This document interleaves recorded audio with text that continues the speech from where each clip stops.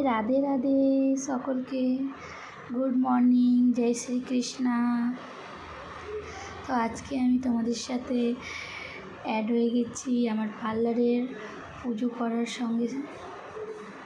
তো তোমরা দেখে নাও, আমি পুজো করছি নিজের সিংহাসনে ঠাকুরের, তারপরে কাউন্টার, তারপরে আমার পার্লারে যত যা প্রোডাক্ট বগেরা হয়, প্রোডাক্ট সার্টিফিকেট, আমি সব দিকেই মানে প্রদীপ আর ধূপকাঠি দেখাই, মানে একটা হ্যাবিট হয়ে গেছে।